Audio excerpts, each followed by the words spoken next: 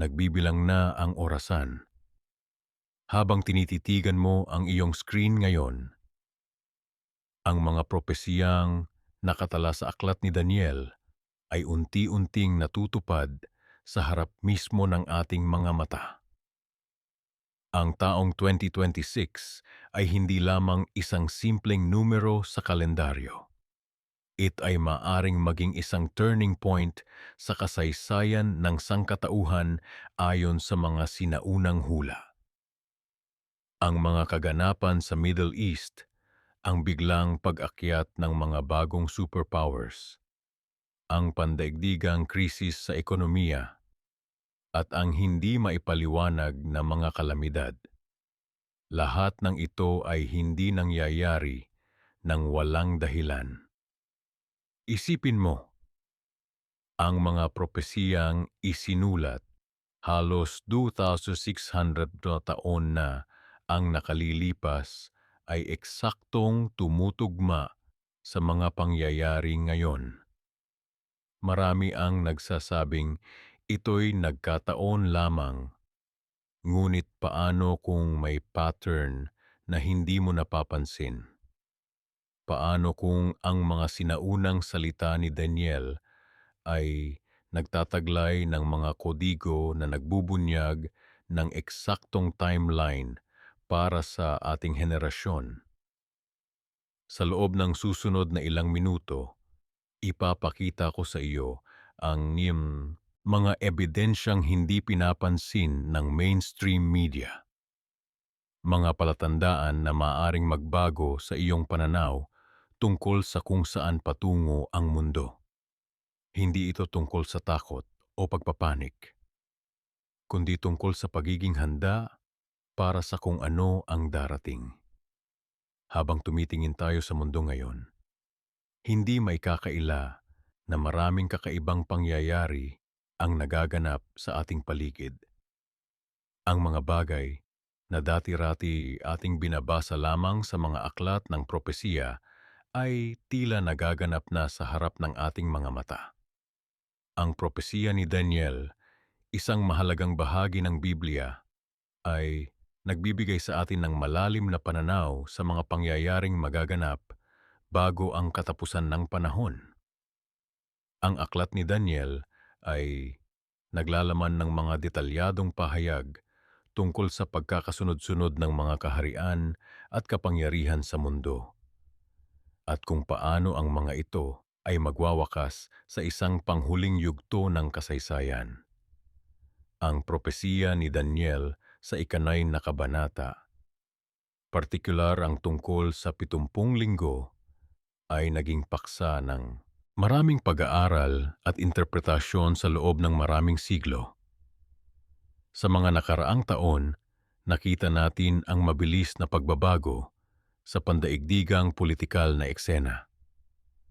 Ang mga bansa na dating malakas ay nagsisimulang humina, habang ang iba naman ay umuusbong bilang bagong mga kapangyarihan. Ang mga pagbabagong ito ay hindi lamang nagkataon, kundi bahagi ng isang mas malaking plano na inihayag sa mga propesiya ng Biblia. Kung titingnan natin ang propesiya ni Daniel, makikita natin na may isang particular na time frame na binanggit, ang 70 linggo. Ayon sa maraming iskolar ng Biblia, ang bawat araw sa propesiyang ito ay kumakatawan sa isang taon. Sa makatuwid, ang 70 linggo ay katumbas ng 490 taon. Ngunit, ang propesiya ay hinati sa tatlong bahagi: 7 linggo, 62 linggo, at isang huling linggo.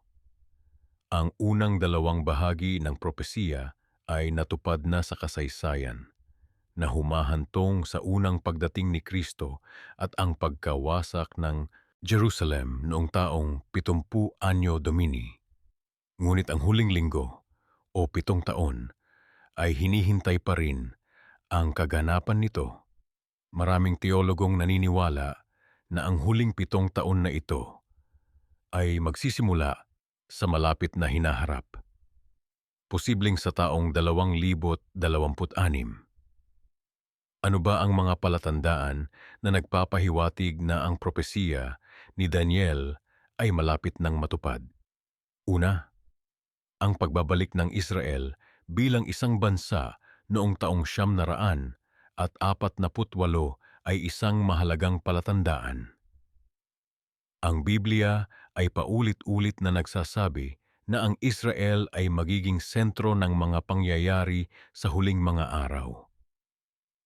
Ang pagbabalik ng mga Hudyo sa kanilang lupang tinubuan matapos ang 2000 taon ng pagkalat sa buong mundo ay isang malinaw na katuparan ng propesiya.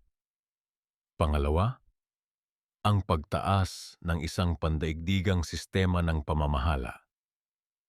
Ang aklat ng pahayag ay nagsasabi tungkol sa isang sistema kung saan walang sinuman ang makakabili o makapagbebenta maliban kung mayroon silang marka ng halimaw. Sa kasalukuyang panahon ng digital na teknolohiya, nakikita natin ang unang hakbang tungo sa ganitong uri ng sistema, ang paglaganap ng digital na pera, ang pagtaas ng mga sistema ng pagsubaybay, at ang patuloy na pagbaba ng halaga ng privacy ay lahat nagpapahiwatig na ang mundo ay naghahanda para sa isang bagong uri ng pamamahala. Pangatlo, ang pagtaas ng mga kalamidad at digmaan. Si Jesus, sa kanyang sermon sa bundok ng Olibo, ay nagbabala tungkol sa mga digmaan at balita ng mga digmaan, mga lindol, taggutom, at salot bago ang kanyang pagbabalik. Sa nakaraang dekada lamang, nakakita tayo ng hindi pangkaraniwang pagtaas sa bilang at intensidad ng mga natural na kalamidad.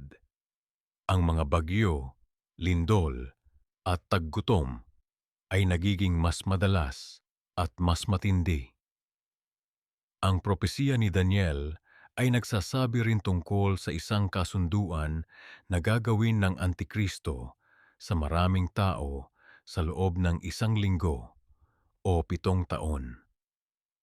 Sa kalagitnaan ng 7 taong ito, siya ay sisira sa kasunduan siyan at magtatayo ng isang kasuklam-suklam na bagay sa templo.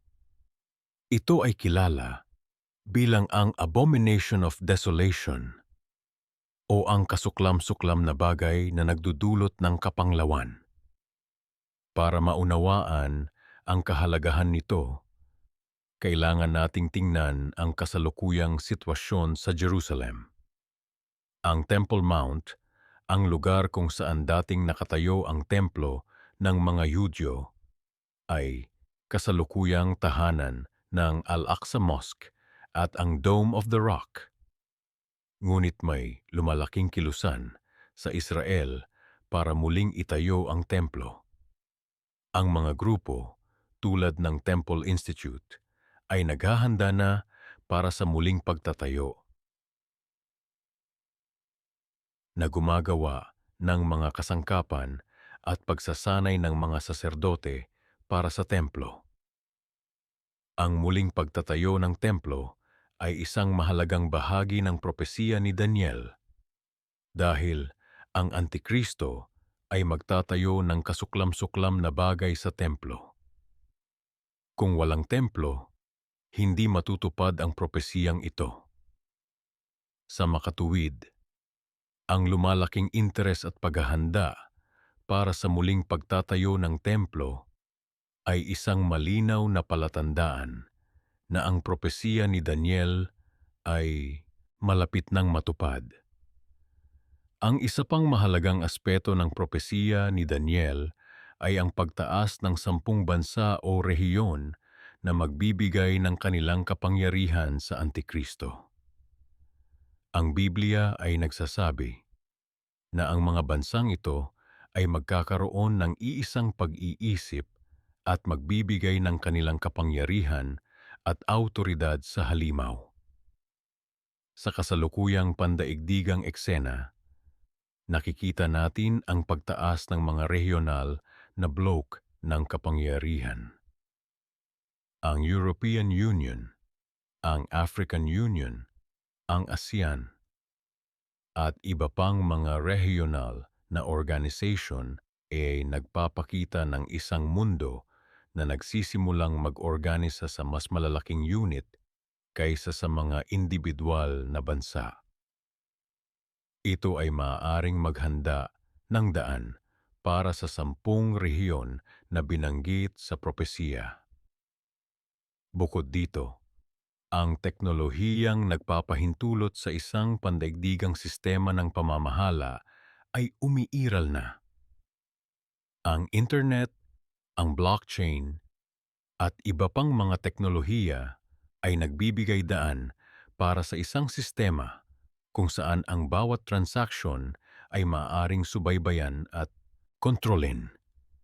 Ang pagtaas ng mga digital na currency, lalo na ang mga central bank digital currency, CBDC, ay maaaring magbigay ng mekanismo para sa kontrol na inilarawan sa aklat ng pahayag. Ang propesiya ni Daniel ay nagsasabi rin tungkol sa isang panahon ng matinding kapighatian para sa mundo. Si Jesus ay nagsabi na ito ay magiging isang panahon ng kaguluhan na hindi pa nararanasan mula sa simula ng mundo. Ang mga palatandaan ng paparating na kapighatiang ito ay nakikita sa lumalaking tensyon sa buong mundo. Ang pagtaas ng mga radikal na ideolohiya at ang lumalaking polarisasyon sa lipunan. Habang papalapit tayo sa taong 2026, mahalaga na maging alerto sa mga palatandaang ito. Hindi natin alam ang eksaktong araw o oras. Ngunit sinabi ni Jesus na dapat tayong maging mapagbantay at laging handa para sa kanyang pagbabalik. Ang isa sa mga pinakamahalagang propesiya ni Daniel na nagpapakita na malapit na tayong umabot sa taong 2026 ay matatagpuan sa Daniel 12, talata 4. Sinabi niya, "Ngunit ikaw, Daniel, isara mo ang mga salita at tatakan ang aklat hanggang sa panahon ng wakas. Marami ang magpaparuot pa rito at ang kaalaman ay madaragdagan." Isipin mo ito, mga kapatid. Sa loob ng libu-libong taon, ang sangkatauhan ay naglakbay sa pamamagitan ng kabayo, kalesa, at paglalakad. Mula sa panahon ni Adan hanggang sa ika-19 na siglo, ang bilis ng paglalakbay ay halos hindi nagbago. Ngunit sa loob lamang ng nakaraang 200 taon, nagkaroon tayo ng mga tren, kotse, eroplano, at maging mga spacecraft na nakarating sa buwan at Mars. Ang bilis ng pagbabago ay nakakabigla. Tingnan natin ang kaalaman sa medisina. Dati, ang mga tao ay naniniwala na ang mga sakit ay dulot ng masamang hangin o ng hindi pagkakapantay-pantay ng mga likido sa katawan. Ngayon maaari na tayong mag-transplant ng mga organ, gumamot ng mga sakit na dating nakamamatay, at maging ang pag-edit ng genetic code ay posible na. Ang pagsulong sa medisina sa loob lamang ng nakaraang 100 taon ay mas malaki kaysa sa lahat ng naunang panahon ng kasaysayan ng tao. Ang teknolohiya ng komunikasyon ay lalong nagpapakita ng katuparan ng propesiyang ito. Ang ating mga ninuno ay umasa sa mga mensahero at mga kalapati para maghatid ng mga mensahe na maaaring tumagal ng mga linggo o buwan. Ngayon, maaari tayong makipag-usap sa sino mang tao sa mundo sa loob lamang ng ilang segundo. Ang internet ay nagdala sa atin ng agarang access sa halos lahat ng impormasyong nalikha ng tao. Ang maliit na device na hawak mo ngayon ay may kakayahang mag-imbak ng milyon-milyong aklat. Alam mo ba na ang average na tao ngayon ay nakakakuha ng mas maraming impormasyon sa isang araw kaysa sa nakukuha ng isang tao noong ika-17 siglo sa buong buhay niya? Ito ay isang nakakagulat na katotohanan. Ang propesiya ni Daniel tungkol sa pagdami ng kaalaman ay hindi lamang natutupad. Ito ay lumalampas sa anumang maaaring inisip ng mga tao noong unang panahon.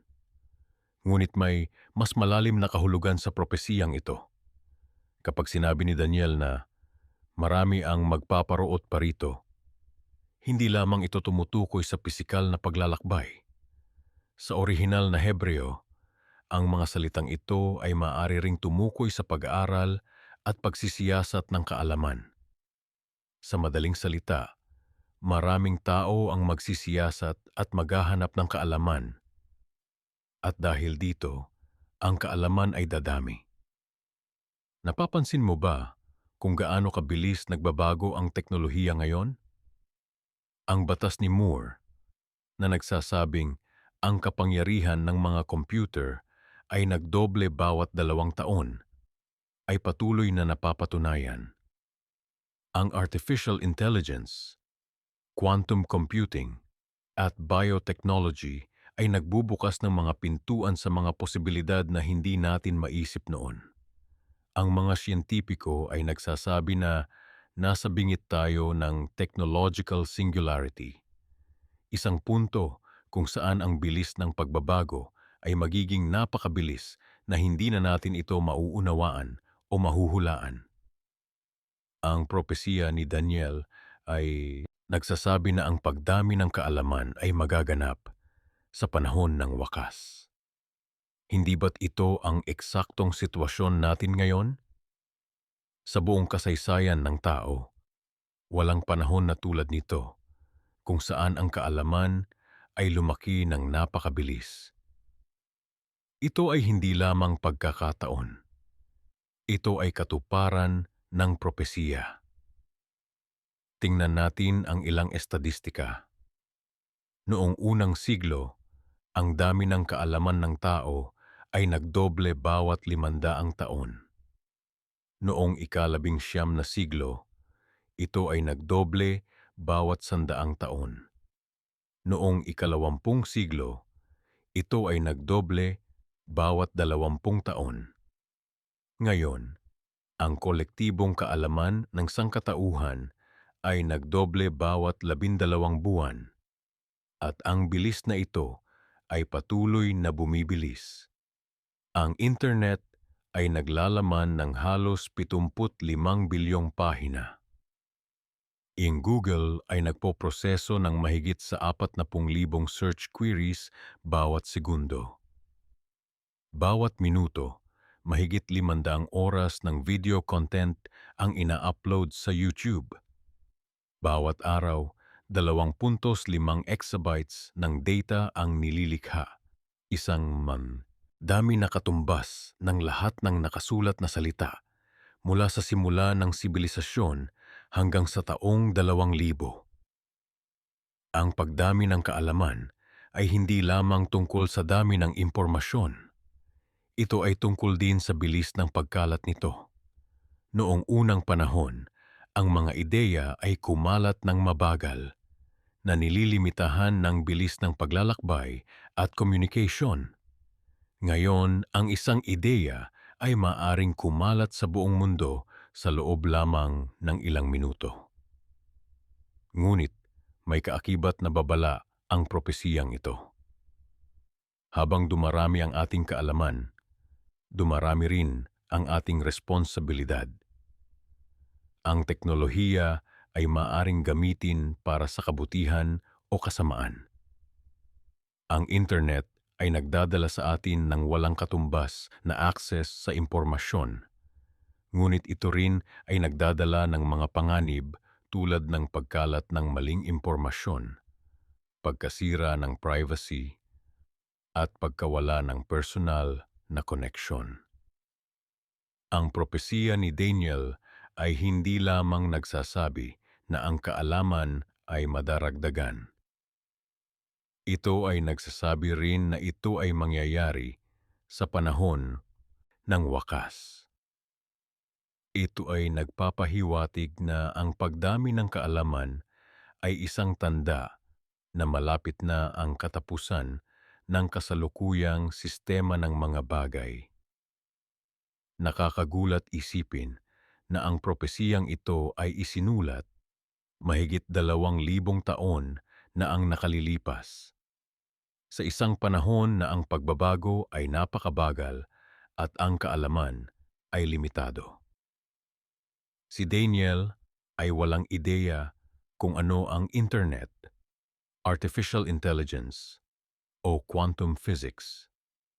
Ngunit sa pamamagitan ng inspirasyon ng Diyos, nakita niya ang isang panahon kung saan ang kaalaman ay dadami sa isang bilis na hindi maiisip sa kanyang panahon. Ang katuparan ng propesiyang ito ay nagpapatunay na ang Biblia ay hindi lamang isang ordinaryong aklat. Ito ay naglalaman ng mga katotohanan na lampas sa pang-unawa ng mga taong sumulat nito. Ito ay nagpapakita na may Diyos na nakaalam ng hinaharap at nagbibigay sa atin ng mga palatandaan upang malaman natin kung nasaan tayo sa timeline ng propesiya. Habang papalapit tayo sa taong 2026, ang bilis ng pagdami ng kaalaman ay patuloy na bumibilis.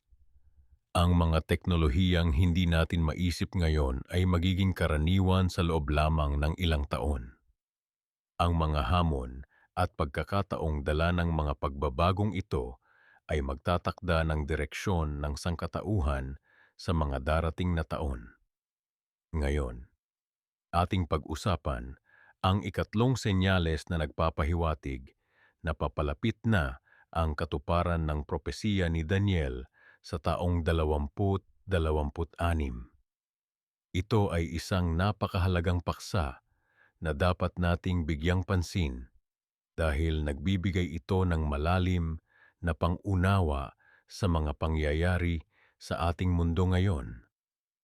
Ang ikatlong senyales ay ang pagtaas ng mga bagong kapangyarihan sa mundo. Sa propesiya ni Daniel, makikita natin ang paglalarawan ng 4 na kaharian na maghahari sa mundo bago dumating ang huling panahon. Ang mga kaharian na ito ay inilalarawan bilang mga mababangis na hayop na lumalabas mula sa dagat. Sa modernong konteksto, ito ay maaaring tumutukoy sa pagtaas ng mga bagong kapangyarihan sa pandaigdigang eksena. Tingnan natin ang nangyayari sa mundo ngayon. Ang Estados Unidos, na matagal ng dominante na kapangyarihan sa mundo, ay nagpapakita ng mga senyales ng pagkahina. Habang ito ay nangyayari, nakikita natin ang mabilis na pag-angat ng China bilang isang pandaigdigang kapangyarihan. Hindi lamang sa larangan ng ekonomiya, kundi pati na rin sa militar at teknolohikal na aspeto. Ang China ay nagtatayo ng mga base militar sa South China Sea, nagpapalawak ng kanilang impluensya sa Africa at Latin America, at nagpapatupad ng kanilang Belt and Road Initiative na nagkokonekta sa maraming bansa sa mundo. Bukod sa China, nakikita rin natin ang pagbabalik ng Russia bilang isang mahalagang manlalaro sa pandaigdigang eksena. Mula nang maging Pangulo si Vladimir Putin, ang Russia ay aktibong nagpapalakas ng kanilang impluensya sa Eastern Europe, Middle East at iba pang rehiyon. Ang kanilang mga aksyon sa Ukraine, Syria at iba pang lugar ay nagpapakita ng kanilang determinasyon na ibalik ang kanilang dating kahalagahan sa mundo. Ang India ay isa pang bansa na mabilis na umaangat bilang isang pandaigdigang kapangyarihan. Sa population na mahigit 1 bilyon at mabilis na lumalagong ekonomiya, ang India ay nagiging isang mahalagang manlalaro sa pandaigdigang eksena. Sila ay nagpapalakas ng kanilang ugnayan sa mga Western powers habang pinapanatili ang kanilang tradisyonal na relasyon sa Russia. Ang pagtaas ng mga bagong kapangyarihan na ito ay nagdudulot ng pagbabago sa balanse ng kapangyarihan sa mundo. Ito ay nagdudulot ng tensyon at kompetisyon na maaaring humantong sa mga konflikto at digmaan. Sa katunayan, nakikita na natin ito sa mga nangyayaring tensyon sa South China Sea, ang konflikto sa Ukraine at ang patuloy na hidwaan sa Middle East. Sa propesiya ni Daniel, ang pagtaas ng mga bagong kapangyarihan ay isang senyales na papalapit na ang huling panahon. Ang propesiya ay nagsasabi na sa huling panahon magkakaroon ng isang malaking kaharian na hahatiin sa 10 bahagi na kumakatawan sa 10 sungay ng ika-4 na hayop sa panaginip ni Daniel.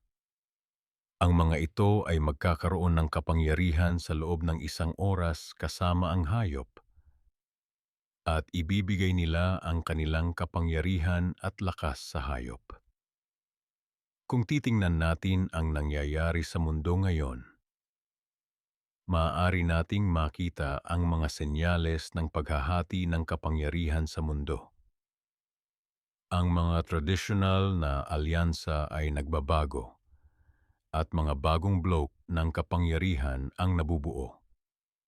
Halimbawa, ang BRICS, Brazil, Russia, India, China, South Africa ay nagiging isang mahalagang bloke na naghahanap ng alternatibo sa dominasyon na bose ng Western powers.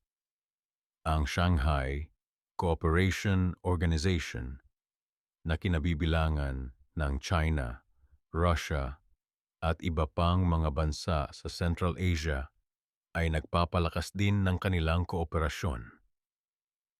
Ang pagtaas ng mga bagong kapangyarihan na ito at ang paghahati ng mundo sa iba't ibang bloke ay maaaring maging bahagi ng katuparan ng propesiya ni Daniel.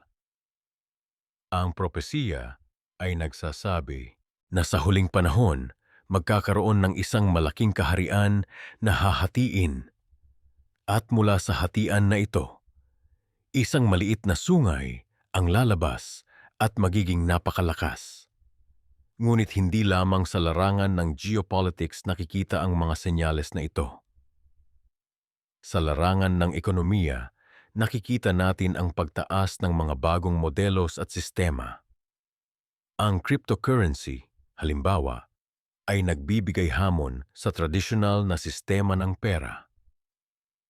Ang blockchain technology ay nagbibigay ng posibilidad para sa isang desentralisadong sistema ng pagtatala ng mga transaksyon na maaring magbago sa paraan ng pamamahala ng mga gobyerno at korporasyon. Ang artificial intelligence at robotics ay nagbabago rin sa larangan ng trabaho at produksyon.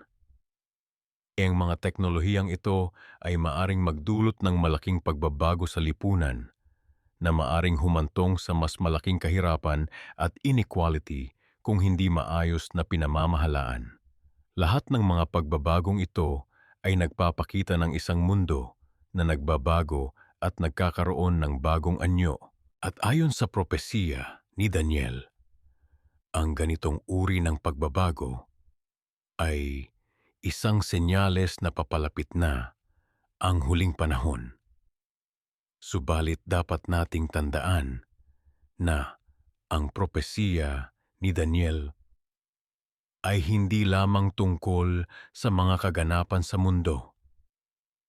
Ito ay tungkol din sa plano ng Diyos para sa sangkatauhan.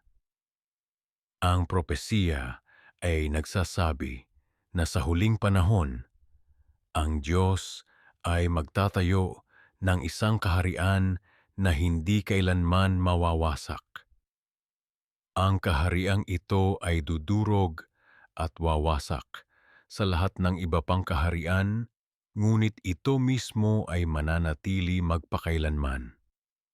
Kaya habang nakikita natin ang mga senyales na ito sa mundo, hindi tayo dapat matakot o mawalan ng pag-asa. Sa halip, dapat tayong maging handa at maging matatag sa ating pananampalataya.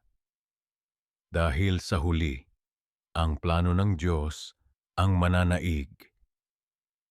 Sa susunod na bahagi ng ating talakayan, ating tatalakayin ang ikaapat na senyales na nagpapahiwatig na papalapit na ang katuparan ng propesiya ni Daniel sa taong 2026. Ito ay tungkol sa pagtaas ng sekularismo at pagbaba ng tradisyonal na relihiyon sa mundo. Kaya manatiling nakatutok dahil ito ay isang napakahalagang paksa na direktang may kinalaman sa ating pananampalataya at sa ating pang-araw-araw na buhay. Ang propesiya ni Daniel ay hindi lamang isang serye ng mga mahiwagang prediksyon. Ito ay isang mapa ng kasaysayan na inihayag bago pa man ito nangyari. Kapag sinuri natin ang kabuuan ng propesiya ni Daniel, makikita natin ang isang kahangahangang katotohanan. Ang mga pangyayaring inilarawan dito ay natutupad sa harap mismo ng ating mga mata. Ang ika-42 buwan na binanggit sa Aklat ng Pahayag ay hindi lamang isang arbitraryong bilang. Ito ay tumutukoy sa isang partikular na panahon ng 1,260 araw, na kapag isinalin sa propetikong kalendaryo, ay kumakatawan sa 1,260 taon. Ang haba ng panahong ito ay mahalaga para sa ating pag-unawa sa kung kailan magsisimula at matatapos ang mga huling araw. Kapag sinuri natin ang kasaysayan, makikita natin ang mga kapansin-pansing pagkakatugma. Ang pagbagsak ng Imperyo Romano noong ika-5 siglo ay nagdulot ng isang power vacuum na nagbigay daan sa pagtaas ng kapangyarihan ng papasya. Ang panahong ito, na kilala bilang ang Dark Ages, ay nakita ang paglaganap ng kapangyarihang eklesyastiko na naging dominante sa Europa sa loob ng maraming siglo. Ngunit, ang propesiya ni Daniel ay hindi lamang tungkol sa nakaraan. Ito ay nagbibigay sa atin ng isang framework para maunawaan ang kasalukuyang mga pangyayari at kung ano ang maaaring mangyari sa hinaharap. Ang mga palatandaan ay nagsisimula ng maging mas malinaw habang papalapit tayo sa taong 2026. Ang isa sa mga kapansin-pansing aspeto ng propesiya ni Daniel ay ang pagbanggit sa panahon, mga panahon at kalahating panahon. Ang pormulang ito, na lumilitaw sa iba't ibang bahagi ng Biblia, ay nagpapahiwatig ng isang espesipikong timeline na nagko-correspond sa 3.5 taon o 42 buwan. Kapag sinuri natin ang kasaysayan at kasalukuyang mga kaganapan sa pamamagitan ng lente na ito, nagsisimula tayong makakita ng isang pattern na hindi maaaring basta-basta ipaliwanag bilang pagkakataon lamang. ang mga digmaan at kaguluhan sa gitnang silangan, ang pagtaas ng mga bagong kapangyarihan sa pandaigdigang entablado, ang pag-unlad ng teknolohiya na nagbibigay daan sa mas mahigpit na kontrol sa populasyon. Lahat ng ito ay maaaring tingnan bilang mga palatandaan ng pagtugon sa propesiya ni Daniel. Ang mga pagbabagong ito ay hindi nangyayari sa isang vacuum. Ang mga ito ay bahagi ng isang mas malaking pattern na inihula sa Biblia libu-libong taon na ang nakalilipas. Ang isa pang mahalagang aspeto ng propesiya ni Daniel ay ang paglalarawan sa apat na kaharian na susundan ng isang huling kaharian na hindi kailanman mawawasak. Ang mga scholar ng Biblia ay kadalasang tinutukoy ang mga kahariang ito bilang Babylonia, Medo-Persia, Gresya, at Roma. Ang huling kaharian na itinatag ng Diyos mismo ay darating pagkatapos ng pagbagsak ng mga mundong kapangyarihang ito. Habang tinitingnan natin ang kasaysayan, nakikita natin kung paano ang mga kahariang ito ay umangat at bumagsak tulad ng inilarawan sa propesiya. Ang Babylonia ay bumagsak sa kamay ng mga Medo at Persyano, na sa kalaunan ay napalitan ng imperyo ng Gresya sa ilalim ni Alexander the Great. Ang Imperyo Romano ay sumunod at ang impluwensya nito ay nagpatuloy sa pamamagitan ng Holy Roman Empire at mga sumunod na kapangyarihan sa Europa. Ngunit ano ang ibig sabihin nito para sa atin ngayon? Habang papalapit tayo sa taong 2026, nakikita natin ang isang mundo na lalong nagiging magulo at hindi tiyak. Ang mga tensyon sa pagitan ng mga bansa ay tumataas. Ang mga krisis sa ekonomiya ay nagiging mas madalas. At ang epekto ng climate change ay nagsisimulang maramdaman sa buong mundo. Ang mga kaganapang ito ay hindi nangyayari ng hiwalay. Ang mga ito ay bahagi ng isang mas malaking pattern na maaaring iugnay sa propesiya ni Daniel. Ang pagtaas ng teknolohiya ay nagdulot din ng mga bagong posibilidad para sa pagsubaybay at kontrol. Ang digital surveillance, facial recognition, at social credit systems ay lahat nagbibigay daan para sa isang antas ng pagsubaybay na hindi pa nakikita noon. Ang mga pagbabagong ito ay maaaring tingnan sa konteksto ng propesiya ni Daniel tungkol sa huling kaharian na magkakaroon ng kapangyarihan sa buong mundo. Ang mga pagbabago sa sistema ng pananalapi ng mundo ay isa pang palatandaan na maaaring iugnay sa propesiya.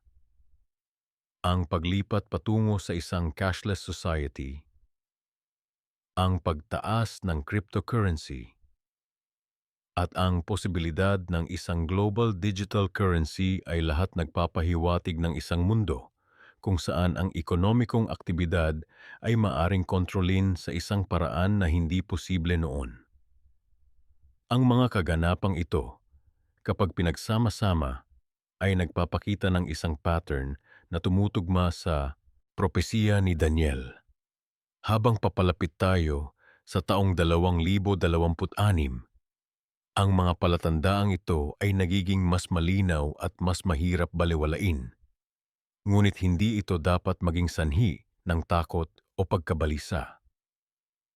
Sa halip, dapat itong magsilbing isang paalala na ang kasaysayan ay hindi random. Ito ay may direksyon at layunin. Ang propesiya ni Daniel ay nagbibigay sa atin ng pag-asa na sa kabila ng kaguluhan at kawalan ng katiyakan, may isang plano na isinasagawa.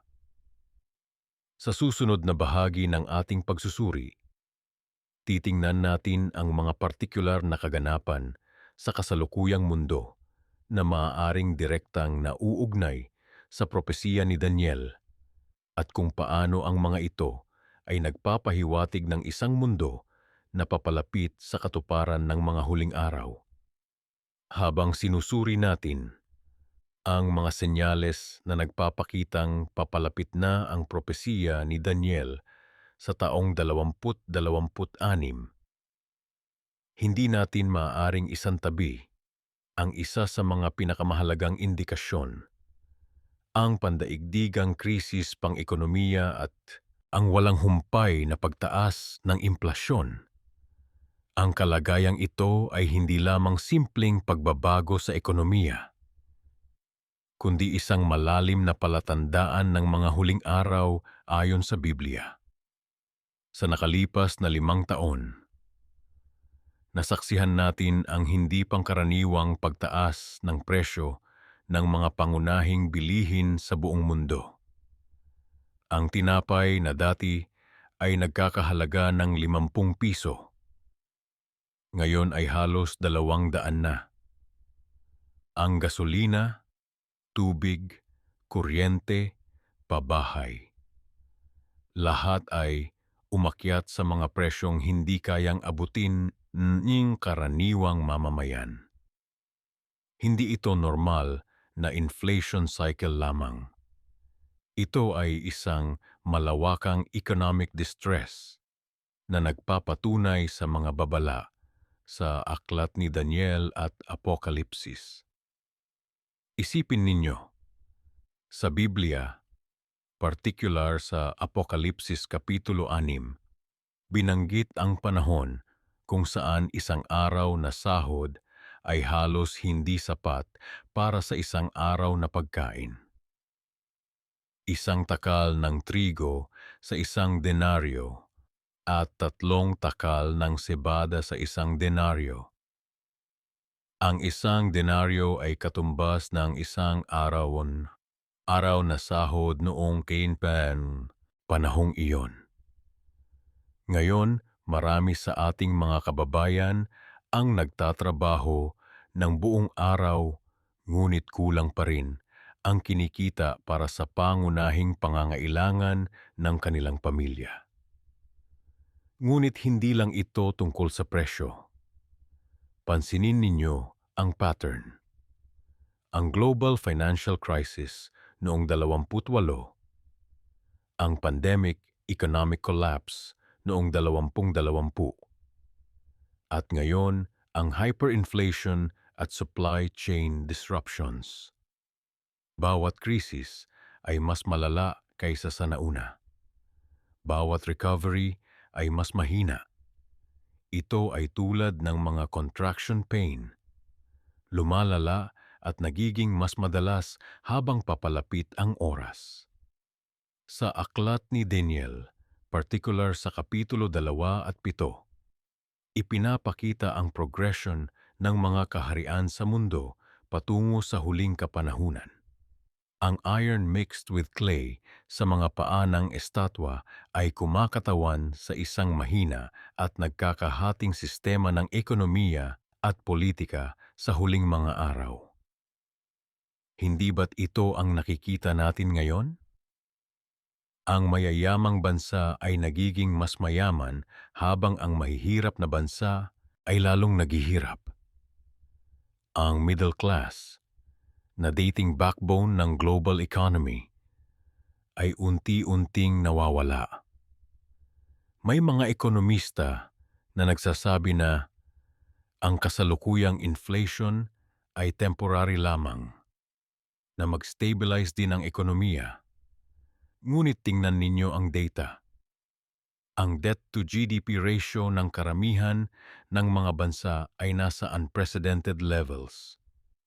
Ang United States, na nagsisilbing global reserve currency, ay may utang na lampas 20 trilyon dolyar. Ang mga bansang tulad ng ating Pilipinas ay nahihirapang magbayad ng interest sa ating mga utang. Ayon sa propesiya ni Daniel, ang huling sistema ng ekonomiya bago ang pagdating ng Mesiyas ay magiging unstable at unsustainable. Hindi ba't iyan mismo ang ating nakikita? Ang cryptocurrency, ang cashless society, ang digital IDs, lahat ng ito ay naghahanda para sa isang centralized economic control system na sinabi sa Apokalipsis Kapitulo 13. Ngunit may mas malalim na katotohanan dito. Ang economic crisis na ito ay hindi lamang tungkol sa pera. Ito ay tungkol sa preparation. Ang Diyos ay nagpapahintulot ng mga ganitong krisis upang gisingin ang kanyang mga tao. Upang ipakita sa atin na ang mga sistemang ating pinagkakatiwalaan, ang ating mga bangko, investments, retirement plans, ay hindi kasing stable ng ating inaakala. Sa kasaysayan ng Biblia, bago ang bawat major prophetic event, may economic upheaval. Bago ang Exodus, nagkaroon ng famine. Bago ang pagbagsak ng Jerusalem, nagkaroon ng economic collapse. Bago ang unang pagdating ni Kristo, ang Roman taxation ay nagdulot ng widespread poverty sa Israel. Ang tanong ngayon, paano tayo dapat maghanda? Hindi sa pamamagitan ng panic buying o hoarding ng ginto at supplies. Ang tunay na paghahanda ay spiritual. Ang propesiya ni Daniel ay hindi ibinigay para takutin tayo kundi para ihanda tayo. Para ipakita sa atin na ang mga kaganapang ito ay hindi random. Ang mga ito ay bahagi ng divine timeline ng Diyos. Tandaan ninyo, ang inflation at economic collapse ay hindi lamang mga numero sa balita. Ang mga ito ay mga hudyat na ang propesiya ay unti-unting nagkakatotoo. Kapag nakita ninyo ang presyo ng mga bilihin na patuloy na tumataas, huwag magpanik. Magdasal. Kapag makita ninyo ang mga bangko at ekonomiya na bumabagsak, huwag matakot. Maghanda. Sa aklat ni Hagay, tinanong ng Diyos ang kanyang mga tao, "Is it time for you yourselves to dwell in your paneled houses while this house lies in ruins?" Ang economic distress ay maaaring paraan ng Diyos upang i-redirect ang ating atensyon mula sa material pursuits patungo sa spiritual priorities. Sa gitna ng lahat ng ito, tandaan natin ang pangako sa Filipos 4:19, "At pupunan ng aking Diyos ang lahat ng inyong pangangailangan ayon sa kanyang kayamanan sa kaluwalhatian kay Kristo Jesus." Ang Diyos ay hindi nangako ng kayamanan o komportabling buhay, ngunit nangako siya na pupunan ang ating mga pangangailangan. Habang papalapit tayo sa 2026, ang economic pressure ay malamang na lalo pang tataas. Ngunit huwag nating kalimutan na ang mga senyales na ito ay hindi lamang babala. Ang mga ito ay mga palatandaan din ng pag-asa. Palatandaan na ang plano ng Diyos ay nagaganap at ang kanyang mga pangako ay malapit ng matupad. Kaya, habang sinusubaybayan natin ang inflation at economic indicators, gamitin natin ito bilang paalala na ang ating tunay na kayamanan ay hindi nasa mundo na ito. Sa gitna ng economic uncertainty, maaari tayong magkaroon ng absolute certainty sa mga pangako ng Diyos. Sa susunod na bahagi ng ating talakayan, titingnan natin ang ika-6 na senyales. Ang unprecedented technological advancement at kung paano ito nakakaapekto sa ating privacy, freedom, at maging sa ating spiritual identity. Ngunit bago tayo pumunta roon, nais kong hikayatin kayo na pag-isipan kung paano nakakaapekto ang kasalukuyang economic situation sa inyong pananampalataya. Ito ba ay nagdudulot sa inyo ng takot? O ito ba ay nagpapalakas ng inyong pagtitiwala sa Diyos?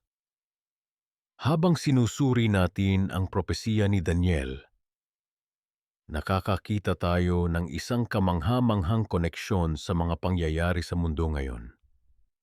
Ang aklat ni Daniel ay hindi lamang isang pangkaraniwang talaan ng kasaysayan, kundi isang malalim na blueprint para sa hinaharap ng sangkatauhan. Sa mga nakaraang taon, nakikita natin ang isang hindi kapani-paniwalang pagkakatugma ng mga sinaunang salita na ito sa mga kaganapan sa modernong panahon. Ang propesiya ni Daniel tungkol sa 4 na kaharian ay nagbibigay ng isang malinaw na timeline na lumalampas sa kanyang panahon. Umabot sa ating kasalukuyang mundo at nagtatapos sa pagbabalik ni Kristo. Ang mga kaharian ng Babylonia, Persia, Grecia at Roma ay malinaw na nailalarawan at ang mga ito ay naging katotohanan sa kasaysayan. Ngunit ang mas kapana-panabik ay kung paano tumutukoy ang mga huling bahagi ng propesiya sa ating modernong panahon. Ang Roma, ang ika-4 na kaharian, ay bumagsak noong ika-5 siglo. Ngunit ang propesiya ay nagsasabi na magkakaroon ng isang muling pagkabuhay nito sa huling mga araw. Nakakaintriga na makita kung paano ang Europa, na dating sakop ng imperyo ng Roma, ay nagkakaisa sa ilalim ng European Union. Ang EU ay nagsimula bilang isang pang-ekonomiyang alyansa. Ngunit, unti-unti itong naging isang politikal na entidad na may sariling watawat, pera at institusyon. Ang pagkakaisa ng mga bansang ito ay hindi lamang isang kaswalidad ng kasaysayan, kundi isang malinaw na katuparan ng sinabi ni Daniel libu-libong taon na ang nakalilipas. Isa sa mga pinakakahanga-hangang aspeto ng propesiya ni Daniel ay ang paglalarawan niya ng 10 daliri ng paa sa estatwa ng panaginip ni Haring Nebuchadnezzar. Ang mga daliri ng paa na ito, na bahagyang bakal at bahagyang putik, ay kumakatawan sa isang hinati at mahina, ngunit makapangyarihang kaharian sa huling mga araw. Hindi ba't ito ang eksaktong paglalarawan ng EU ngayon?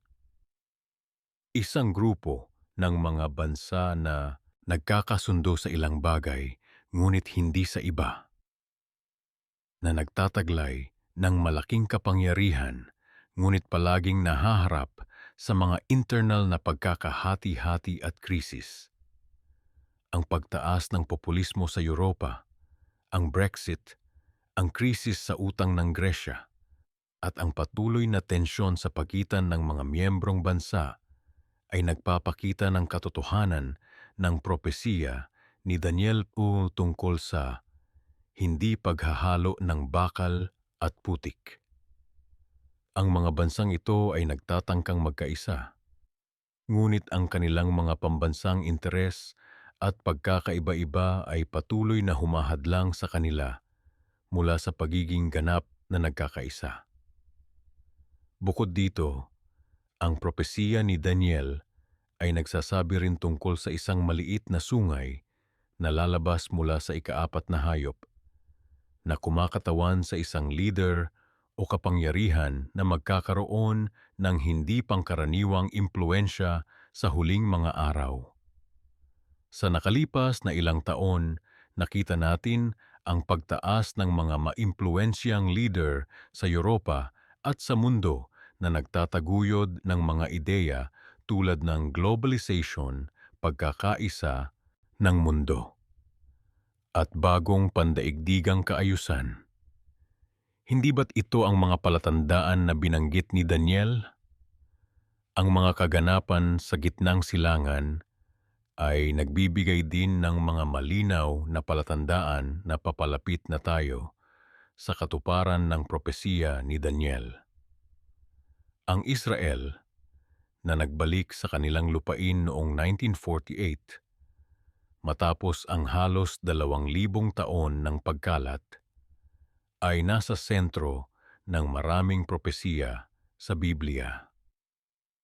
Ang patuloy na mga labanan, ang mga pagsisikap para sa kapayapaan, at ang kahalagahan ng Jerusalem sa pandaigdigang politika ay lahat nakalista sa Biblia.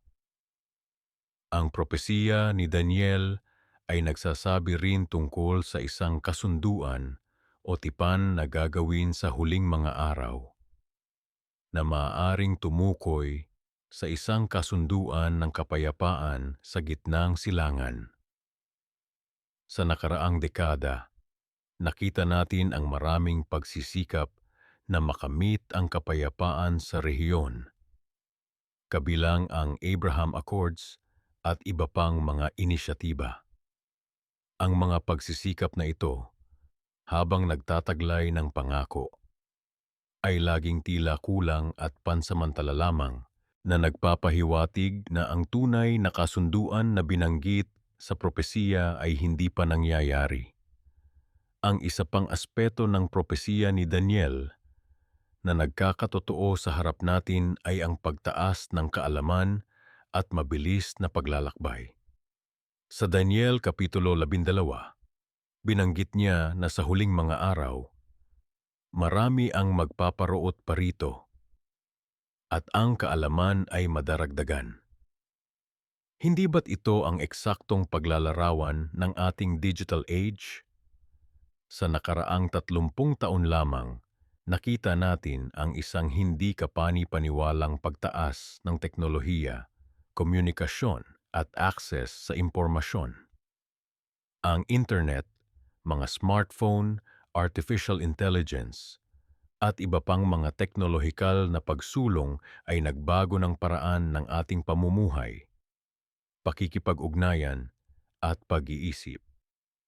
Ang mga tao ngayon ay naglalakbay sa buong mundo ng mas mabilis at mas madali kaysa sa anumang panahon sa kasaysayan. Ang kaalaman ay naiimbak, naipapamahagi at naa-access sa mga paraan na hindi maisip noong panahon ni Daniel. Ngunit ang propesiya niya ay tumpak na naglalarawan ng ating modernong mundo. Ang pagtaas ng mga global na krisis tulad ng pandemya ng COVID-19, climate change, at mga geopolitical na tensyon ay nagpapakita rin ng mga palatandaan na binanggit sa propesiya. Ang mga kapighatian at mga panahon ng kaguluhan na binanggit ni Daniel ay tila mas nangyayari ngayon kaysa dati.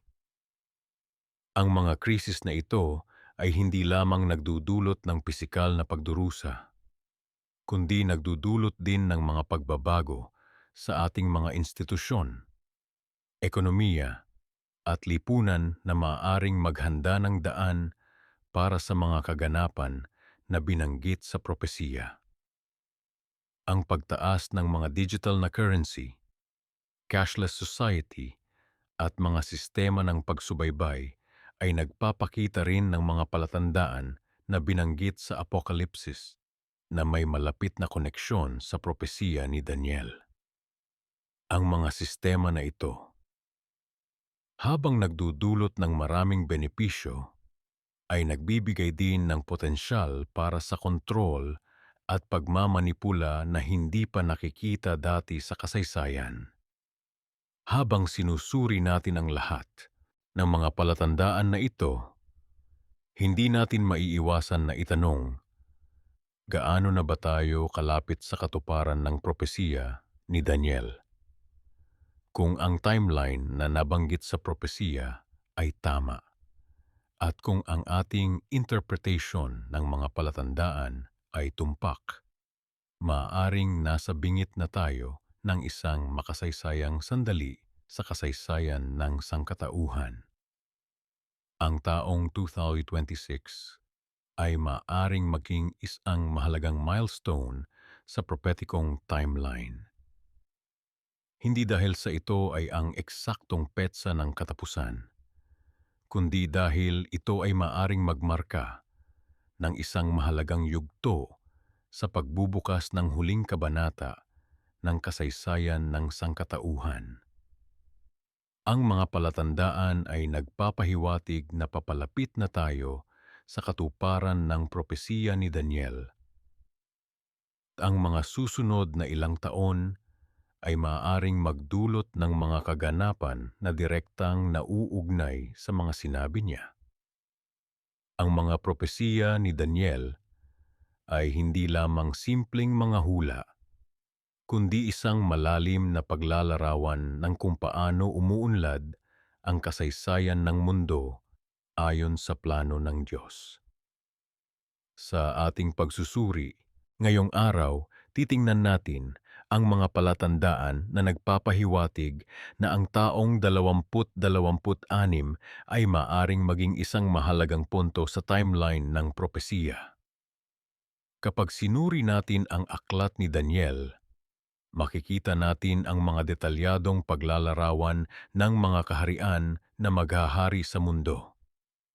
Mula sa Babylonia, Persia, Gracia at Roma hanggang sa mga modernong kapangyarihan na nakikita natin ngayon. Ang kahanga-hangang katumpakan ng mga naunang propesiya ay nagbibigay sa atin ng kumpiyansa na ang mga natitirang propesiya ay matutupad din ng may katumpakan. Ang isa sa mga pinakamahalagang propesiya ni Daniel ay matatagpuan sa 7 kabanata, kung saan nakita niya ang 4 na malalaking halimaw na sumasagisag sa 4 na kaharian. Ang ika-4 na halimaw na may 10 sungay ay kumakatawan sa Imperyong Romano at ang mga kaharian na sumunod dito. Ang 10 sungay ay kumakatawan sa mga dibisyon ng Roma at sa gitna ng mga ito, lumitaw ang isang maliit na sungay, isang kapangyarihan na magsasalita ng mga salitang laban sa kataas-taasan at gigibain ang mga banal ng kataas-taasan. Ang propesiyang ito ay may kaugnayan sa isa pang mahalagang propesiya sa Daniel Kabanata 12, kung saan sinabi ng anghel kay Daniel, "At mula sa panahon na ang pang-araw-araw na hain ay aalisin, at ang kasuklam-suklam na bagay na nagdudulot ng kapanglawan ay itinayo, magkakaroon ng 1,200 at 90 araw. Mapalad siya na naghihintay at dumating sa 1,335 araw." Ang mga numerong ito ay hindi arbitraryo. Kapag ginamit natin ang prinsipyo ng propesiya na isang araw ay katumbas ng isang taon, nakikita natin na ang 1,270 araw ay kumakatawan sa 1,270 taon mula sa pag-aalis ng pang-araw-araw na hain at ang pagtatayo ng kasuklam-suklam na bagay na nagdudulot ng kapanglawan hanggang sa isang partikular na punto sa hinaharap. Maraming iskolar ang naniniwala na ang pag-aalis ng pang-araw-araw na hain ay nangyari noong ang Imperyong Romano ay nagtatag ng kanilang sariling sistema ng pagsamba na nagpalit sa tunay na pagsamba sa Diyos. Ito ay nangyari sa unang bahagi ng ika-4 na siglo, partikular noong taong 373 nang ang Emperador Constantine ay nagpalabas ng Edict of Milan na nagbigay daan sa Kristyanismo na maging opisyal na relihiyon ng imperyo. Ngunit sa maraming pagkakataon ay pinagsama ito sa mga paganong kaugalian. Kung idaragdag natin ang 1,200 at 90 taon sa taong 373, darating tayo sa taong 1,663. Ang taong ito ay nagmarka ng isang mahalagang transition sa kasaysayan ng Europa, kung saan ang kapangyarihan ng mga institusyong relihiyoso ay nagsimulang humina at ang kapangyarihan ng mga secular na estado ay nagsimulang tumibay, ngunit ang propesiya ay hindi nagtatapos doon. Sinabi ng anghel kay Daniel na mapalad siya na naghihintay at dumating sa 1,335 araw. Ito ay dagdag na 45 araw o taon. Kapag idaragdag natin ang 45 taon sa taong 1,663, darating tayo sa taong 1,708. Ang taong ito ay nagmarka ng simula ng Enlightenment at ang pagtaas ng modernong sekularismo, kung saan ang mga ideya ng kalayaan sa relihiyon at paghihiwalay ng simbahan at estado ay naging laganap. Ngunit ang propesiya ni Daniel ay hindi nagtatapos doon. May isa pang mahalagang timeline na nabanggit sa Daniel Kabanata 8, kung saan sinabi ng anghel, hanggang 2,300 gabi at umaga. Pagkatapos ang santuaryo ay lilinisin. Ang 2,300 gabi at umaga ay kumakatawan sa 2,300 taon. Maraming iskolar ang naniniwala na ang timeline na ito ay nagsimula sa taong 456 bago ang Common Era, nang si Artaxerxes ay nagpalabas ng dekretong muling itayo ang Jerusalem. Kung idaragdag natin ang 2,300 taon sa puntong iyon, darating tayo sa taong 1,844. Ang taong ito ay nagmarka ng simula ng isang mahalagang kilusan sa kasaysayan ng relihiyon, particular sa Estados Unidos, kung saan maraming tao ang nagsimulang mag-aral ng mga propesiya ng Biblia at naghahanda para sa pagbabalik ni Hesukristo. Ngunit habang papalapit tayo sa taong 2026, nakikita natin ang mga palatandaan na nagpapahiwatig na ang isa pang mahalagang punto sa propetikong timeline ay maaaring malapit na. Ang mga kaganapan sa mundo ay nagpapakita ng mga pattern na katulad ng mga inilarawan ni Daniel at sa Apokalipsis. Una, nakikita natin ang pagtaas ng isang pandaigdigang sistema na nagtatangkang kontrolin ang ekonomiya at relihiyon. Ang teknolohiya ngayon ay nagbibigay daan sa isang uri ng control na hindi pa nakikita noon. Ang digital na pera, facial recognition, at social credit systems ay mga halimbawa ng kung paano maaaring kontrolin ng mga gobyerno ang buhay ng mga tao sa isang paraan na hindi pa posible noong panahon ni Daniel. Pangalawa, nakikita natin ang pagtaas ng sekularismo at ang pagbaba ng tradisyonal na relihiyon sa maraming bahagi ng mundo. Ito ay katulad ng maliit na sungay na nagsasalita laban sa kataas-taasan at ginigiba ang mga banal. Sa maraming bansa, Ang mga Kristiyano ay nahaharap sa lumalaking oposisyon at pag-uusig. Pangatlo, nakikita natin ang lumalaking tensyon sa gitnang silangan, partikular sa paligid ng Israel. Ang propesiya ni Daniel at iba pang propesiya sa Biblia ay nagsasabing ang Israel ay magiging sentro ng mga kaganapan sa huling mga araw. Pang-apat, nakikita natin ang pagtaas ng mga pandaigdigang problema tulad ng climate change, pandemya, at ekonomikong krisis.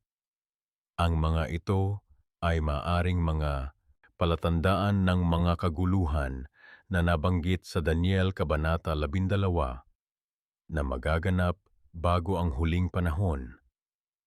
Ang taong 2026 ay maaring maging isang mahalagang punto sa timeline ng propesiya dahil sa ilang kadahilanan. Una, ito ay eksaktong 7,000 taon mula sa paglikha ng mundo ayon sa ilang interpretation ng Biblia. Ayon sa tradisyong Hudyo, ang mundo ay magtatagal ng 6,000 taon na sinusundan ng 1,000 taon ng kapahingahan o Sabath, ang milenyo na nabanggit sa Apokalipsis, pangalawa. Kung titingnan natin ang mga pattern ng 7 taon o mga linggo ng taon na nabanggit sa Biblia, particular sa propesiya ni Daniel tungkol sa 70 linggo, nakikita natin na ang taong 2026 ay maaaring maging katapusan ng isang mahalagang siklo. Pangatlo, ang astronomical events at mga calendar cycles ay nagpapahiwatig na ang taong 2026 ay maaring maging isang mahalagang puntong transition. Ang ilang scholar ay naniniwala na ang Jubilee cycle na nabanggit sa Levitico ay maaring magwakas sa paligid ng panahong iyon. Kapag pinag-uusapan natin ang mga propesiya ni Daniel, hindi maiiwasang pag-usapan ang tungkol sa mga kaharian at imperyo na dumaan at darating pa. Isipin ninyo ang isang malaking rebulto na nakita ni Haring Nebukadnezar sa kanyang panaginip. Isang rebultong may ulo na ginto, dibdib at mga braso na pilak, tiyan at hita na tanso, mga binti na bakal, at mga paa na bahaging bakal at bahaging luwad. Ang bawat bahagi ng rebultong ito ay kumakatawan sa mga kaharian na maghahari sa mundo. Ang gintong ulo ay kumakatawan sa imperyo ng Babylonia, ang unang dakilang imperyo na naghari noong panahon ni Daniel. Pagkatapos nito, dumating ang Medo-Persia, na inilalarawan ng mga bisig at dibdib na pilak. Isang imperyo na mas malawak ngunit hindi kasing yaman ng Babylonia. Sinundan ito ng imperyo ng Gresya sa ilalim ni Alejandro ang Dakila, as kumakatawan sa tiyan at hita na tanso. Pagkatapos, dumating ang bakal na mga binti, ang imperyo ng Roma, na pinakamalakas at pinakamatagal sa lahat ng mga imperyong ito. Ngunit ang pinakakawili-wili ay ang mga paa ng rebulto, bahaging bakal at bahaging luwad. Ito ay kumakatawan sa mga huling kaharian bago ang katapusan ng panahon, mga kaharian na magkakaiba at hindi lubusang magkakasama, tulad ng bakal at luwad na hindi maaaring mapaghalo. Nakikita natin ito sa kasalukuyang mundo. Mga bansa na nagtatangkang magsama-sama sa mga alyansa tulad ng European Union, United Nations, at iba pang pandaigdigang organisasyon, ngunit hindi pa rin lubusang nagkakaisa. Ang pinakakapanapanabik na bahagi ng propesiyang ito ay ang paparating na bato na hindi hinugis ng mga kamay ng tao. Ang batong ito ay bumagsak at dumurog sa mga paa ng rebulto. Naginiba ang buong imahen at naging isang malaking bundok na pumunan sa buong mundo. Ito ay kumakatawan sa kaharian ng Diyos na darating upang palitan ang lahat ng mga kaharian ng tao.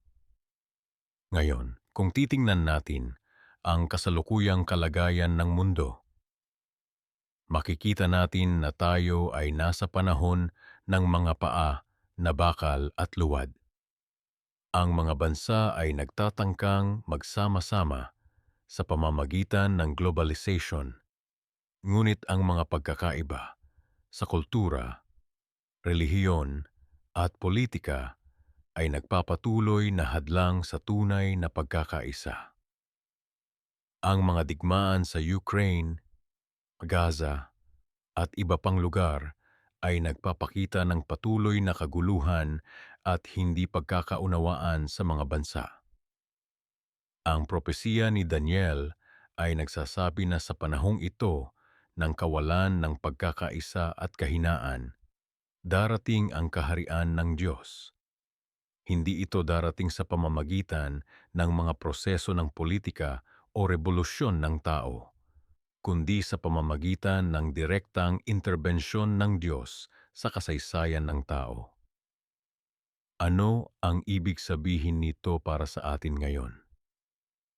Kung tayo ay tunay na nasa huling yugto ng propesiya ni Daniel, kung ang mga paa ng rebulto ay kumakatawan sa ating panahon ngayon, kung gayon ang pagdating ng kaharian ng Diyos ay napakalapit, na ang mga kaganapan sa mundo, ang pagtaas ng mga pandaigdigang organisasyon, ang pagsubok na pagkaisahin ang mga bansa sa ilalim ng isang pandaigdigang pamumuno, ang patuloy na kaguluhan at digmaan sa maraming bahagi ng mundo, ay maaring mga palatandaan na ang propesiya ay malapit ng matupad.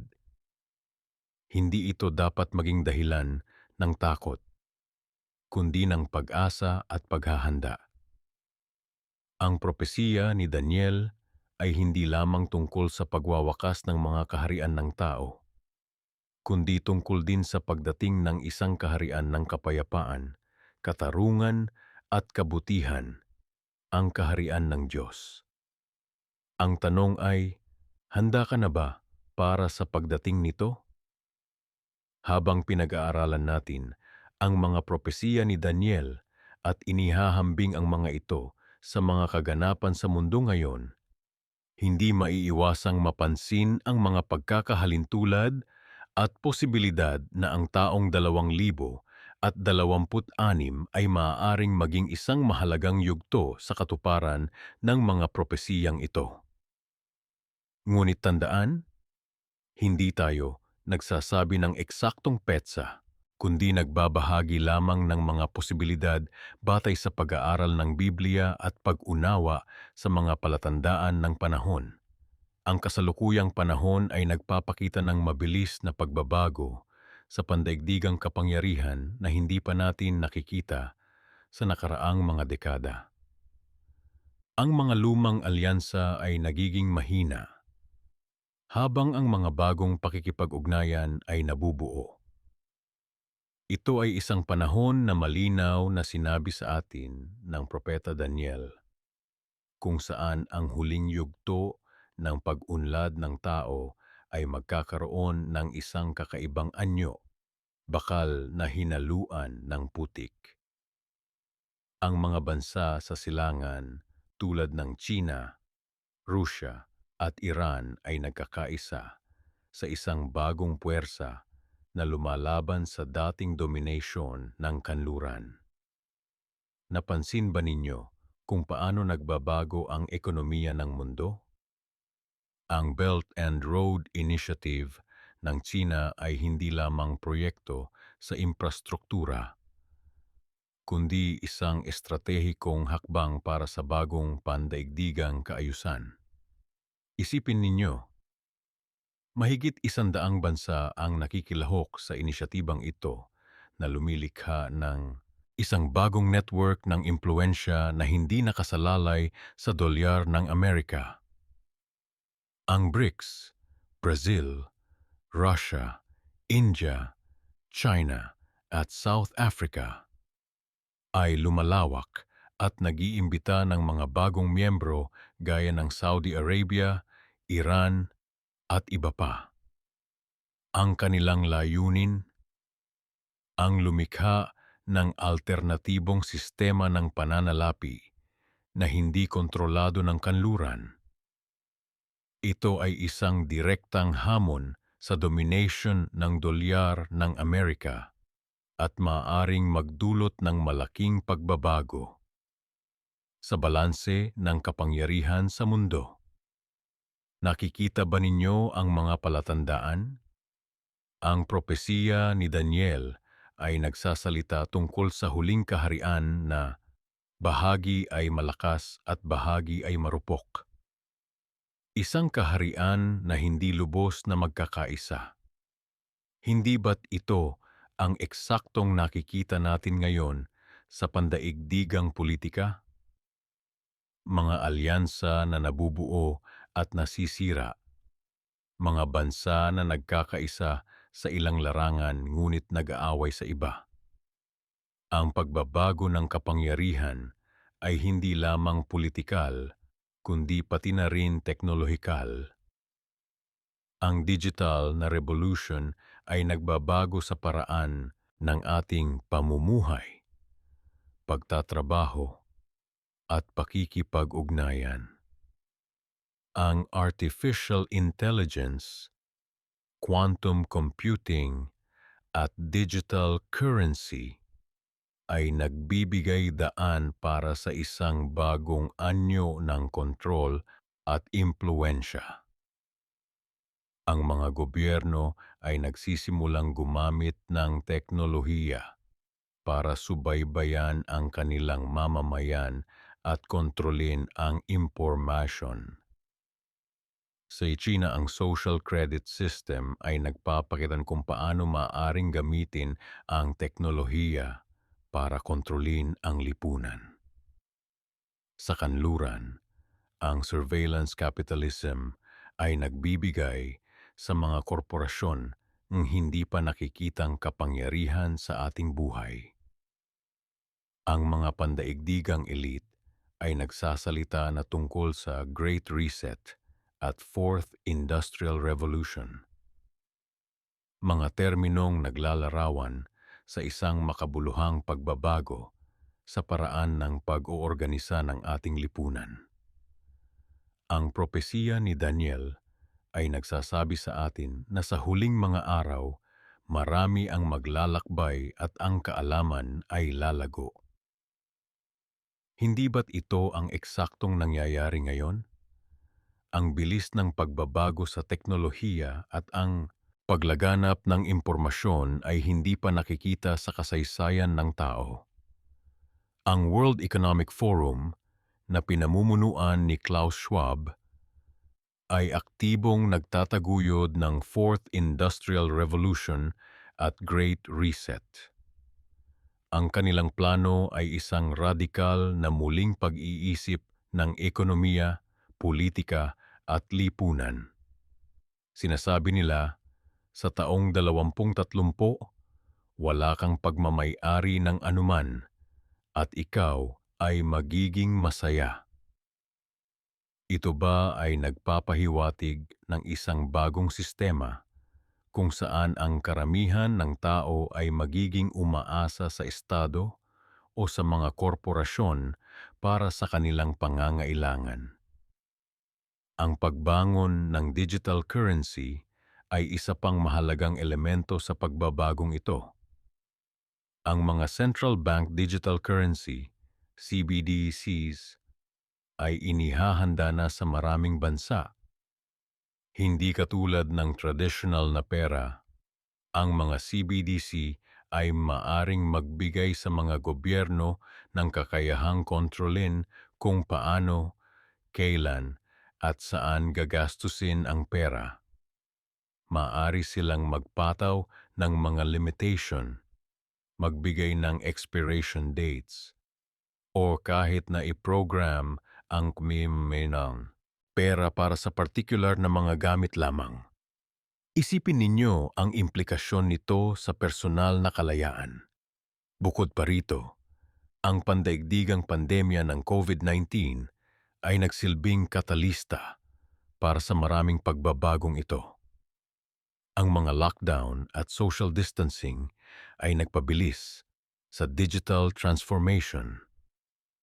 Ang mga vaccine passport at contact tracing ay nagpakilala sa konsepto ng digital identity na maaaring magsilbing pundasyon para sa mas malawak na sistema ng pagsubaybay at kontrol.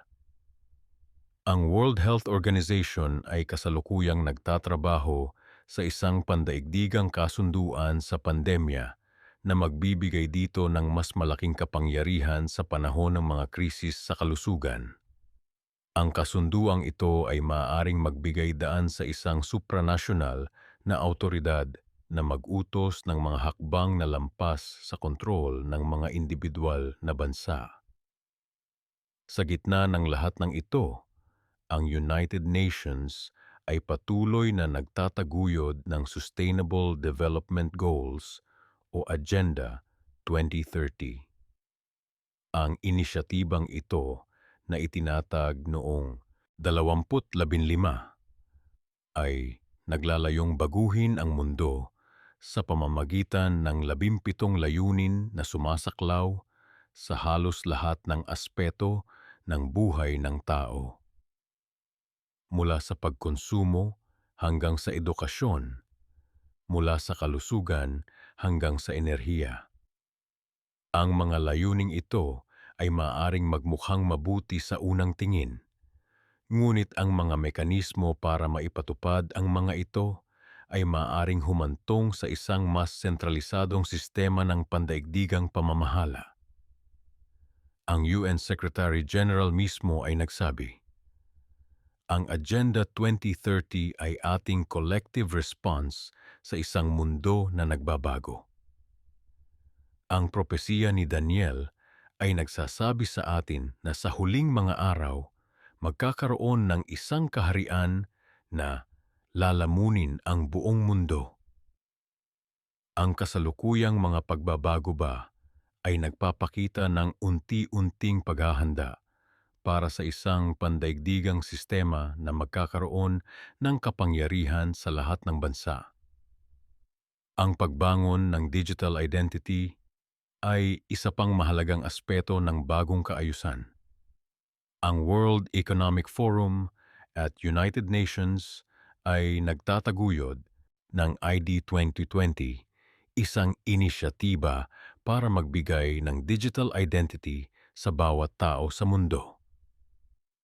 Ito ay iniuugnay sa iba't ibang sistema, mula sa mga serbisyong pinansyal hanggang sa pangangalagang pangkalusugan, mula sa edukasyon hanggang sa benepisyo ng gobyerno.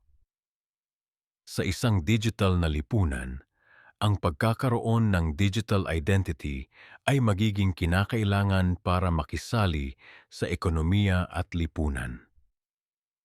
Ang sinumang walang digital identity o ang mga tinanggalan nito ay maaaring maging digital outcasts, hindi makakagamit ng mga serbisyo at sistema na kinakailangan para sa pang-araw-araw na buhay.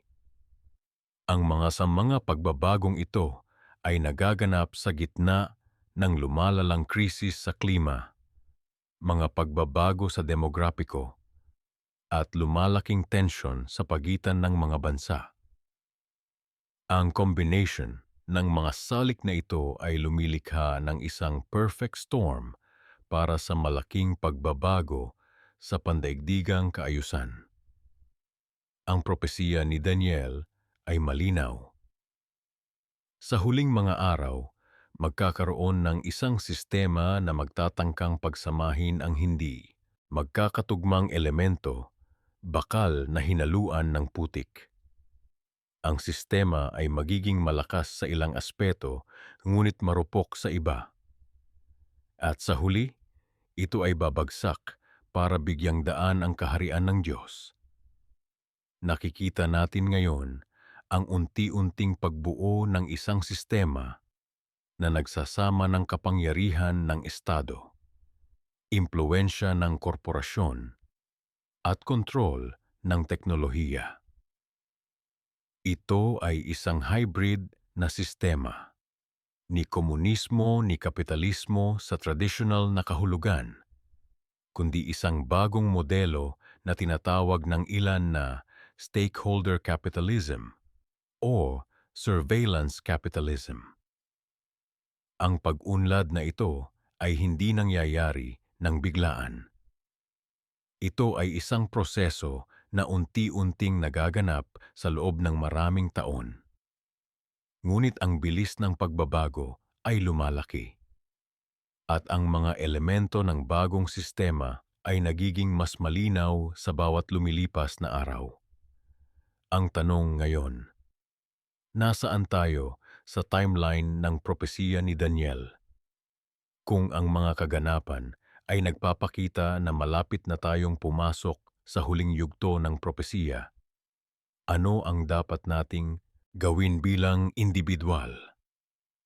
Paano tayo maghahanda para sa mga pagbabagong darating? Ang propesiya ni Daniel ay isa sa mga pinakakahanga-hangang paghahayag sa Biblia na nagbibigay sa atin ng detalyadong timeline ng mga pangyayari sa kasaysayan ng mundo.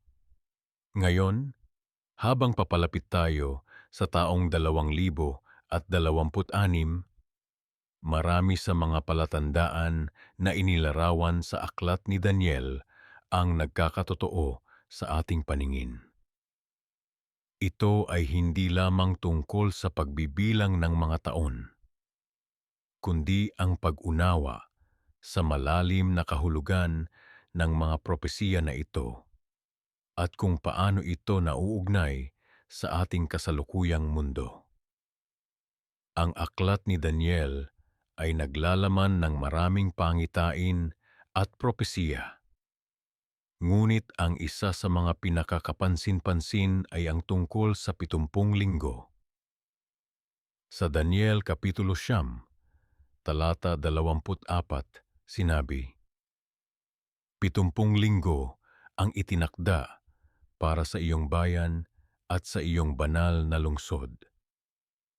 Ang mga iskolar ng Biblia ay sumasang-ayon na ang bawat linggo dito ay tumutukoy sa 7 taon. Kaya ang 70 linggo ay katumbas ng 470 taon.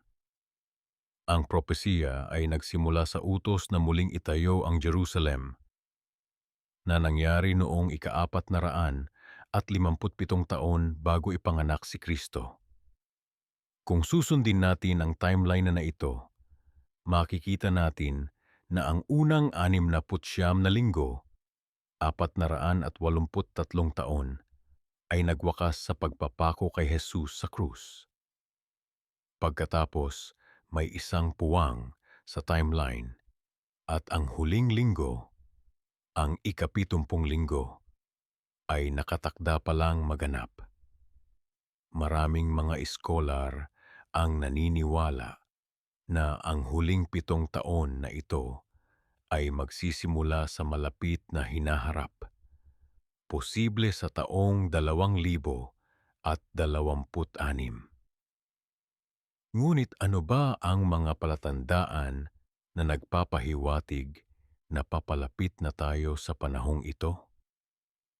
Una, tingnan natin ang mga kaganapan sa gitnang silangan. Ang Israel, na muling naitatag bilang isang bansa noong taong 1948, ay nasa sentro ng maraming propesiya sa Biblia. Ang patuloy na tensyon sa rehiyon, lalo na ang mga alitan sa pagitan ng Israel at kanilang mga kapitbahay, ay sinasalamin ang mga kondisyon na inilarawan ni Daniel bago ang huling linggo. Ikalawa, ang pagtaas ng mga pandaigdigang alyansa at mga sistemang pampulitika ay tumutugma sa mga propesiya tungkol sa huling kapangyarihan sa mundo. Sa Daniel Kapitulo 7, nakita niya ang apat na malalaking hayop na kumakatawan sa apat na kaharian. Ang ikaapat na hayop na may 10 sungay ay binibigyang kahulugan bilang isang makapangyarihang imperyo na maghahari sa huling mga araw. Maraming mga tagapagsuri ng propesiya ang nakikita ang European Union o iba pang mga pandaigdigang organisasyon bilang posibleng katuparan ng propesiyang ito. Ikatlo, ang mabilis na pag-unlad ng teknolohiya ay nagbibigay daan para sa mga kondisyon na inilarawan sa aklat ng Apokalipsis na malapit na nauugnay sa mga propesiya ni Daniel. Ang posibilidad ng isang pandaigdigang sistema ng ekonomiya kung saan walang sino man ang makakabili o makapagbebenta ng walang espesyal na marka, Apocalypse chapter 13, 16, 17, ay naging mas makatotohanan sa ating digital na panahon. Ikiipat, ang pagtaas ng mga natural na kalamidad, mga salot, at mga digmaan ay tumutugma sa mga babala ni Jesus sa Mateo Kapitulo 24. Sinabi niya na ang mga ito ay magiging mga simula ng mga hirap bago ang huling mga araw. Ang mga kaganapan tulad ng pandemyang COVID-19, ang pagtaas ng mga malalakas na bagyo at lindol, at ang patuloy na mga konflikto sa buong mundo ay maaaring mga palatandaan na papalapit na tayo sa huling linggo ng propesiya ni Daniel. Ikalima, ang pagtaas ng sekularismo at ang pagbaba ng tradisyonal na moralidad ay sinasalamin ang mga kondisyon na inilarawan ni Pablo sa ikalawang Timoteo, Kapitulo 3. Sinabi niya na sa huling mga araw, ang mga tao ay magiging maibigin sa kanilang sarili at maibigin sa kalayawan kaysa maibigin sa Diyos. Ang makabagong lipunan na nakatuon sa sarili at kalayawan ay tila tumutugma sa deskripsyong ito. Ang mga palatandaan na ito, kapag pinagsama-sama, ay nagpapahiwatig na papalapit na tayo sa huling linggo ng propesiya ni Daniel na maaaring magsimula sa taong 2026. Ngunit hindi lamang ito tungkol sa pagtatakda ng mga petsa. Ang tunay na layunin ng pag-aaral ng propesiya ay hindi para takutin tayo, kundi para ihanda tayo. Tulad ng sinabi ni Jesus, kaya't kayo rin ay maging handa, sapagkat ang anak ng tao ay darating sa oras na hindi ninyo inaasahan. Kung talagang papalapit na tayo sa huling linggo ng propesiya ni Daniel, ano ang dapat nating gawin? Una, dapat nating palakasin ang ating pananampalataya sa pamamagitan ng pag-aaral ng salita ng Diyos at pagdarasal. Ikalawa, dapat nating ibahagi ang mabuting balita ni Hesukristo sa ibahin dahil ang panahon ay maaring maikli na. At ikatlo, dapat tayong mamuhay ng may pag-asa at katiyakan. Alam na ang Diyos ay namamahala sa kasaysayan at may plano para sa hinaharap. Kung nag-i-enjoy ka sa video na ito at gusto mong malaman pa ang tungkol sa propesiya ni Daniel, huwag kalimutang mag-like at i-share ito sa iyong mga kaibigan at pamilya. Maraming salamat sa panonood at naway pagpalain kayo ng Diyos sa inyong paglalakbay sa pananampalataya.